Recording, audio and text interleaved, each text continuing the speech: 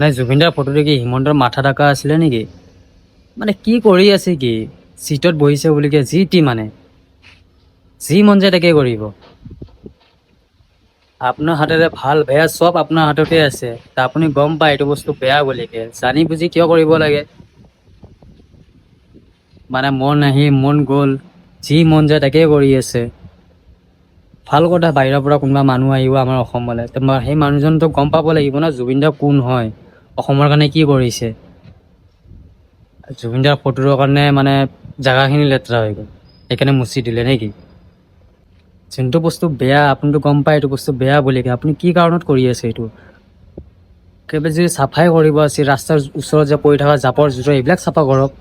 সেইবিলাক কিয় কৰা নাই? জুবিনদাৰ ফটোটো কি প্ৰব্লেম দিছে? চিটত বহিছে বুলি আপুনি যি টি মানে যি মন যায় তাকে কৰিলে নহ'ব নহয়।